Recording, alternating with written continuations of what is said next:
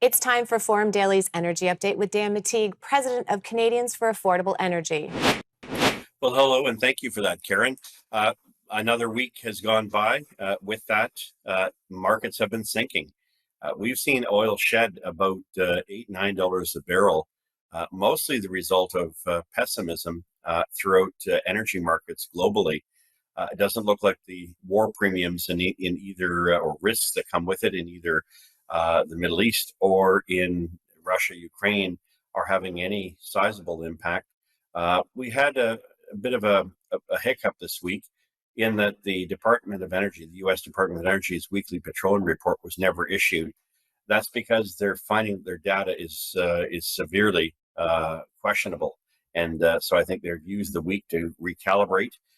So we don't have a proper read on supply and demand this week, but it does mean that we've seen across much of Canada, with the exception of maybe Saskatchewan, we've seen prices come down to a lesser extent, of course, Manitoba, and I'll get into that in just a moment.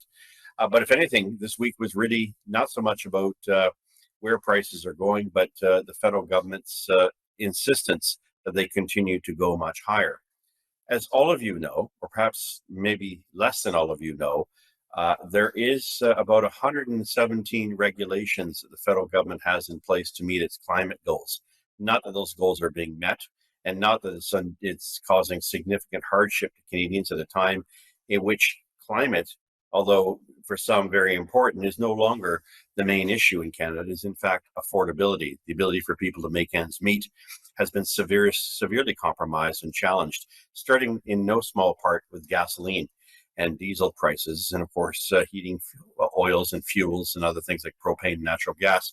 So it came as a bit of a surprise to see my former Liberal colleagues vote steadfastly in favor of inflicting more pain on consumers and creating exceptions in one region of the country to the detriment of others around Canada. It's not a policy that's going to go very well. And in my 18 years as a Liberal member of Parliament and 20 years before that in the trenches, unlike many of the current Liberals who really only had their first opportunity of becoming members of Parliament when Trudeau knocked on their door and said you can come in as long as you're willing to keep your mouth quiet. The reality is that this is not going to go over well, and I think it's very much a sign that the Liberal government has simply lost touch with Canadians. I think even the NDP is now starting to see that. That aside, what we're looking at is a continuation, no matter what the markets do, of increasing pressure on energy prices, which, as we know, is making its way through the economy.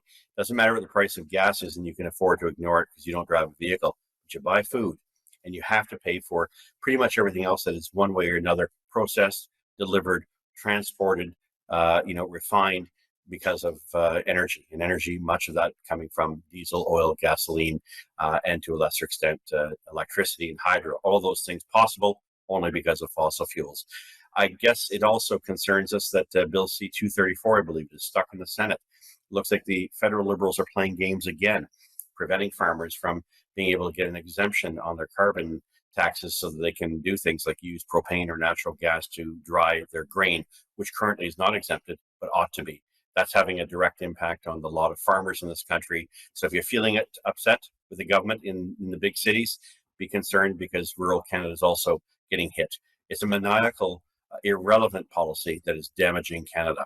Speaking of for the rest of Canada, don't expect much this week except an overall likely decrease of 2 cents a litre on average. And that's for every province, with the exception, as I said earlier, of Saskatchewan and Manitoba, where prices remain sticky.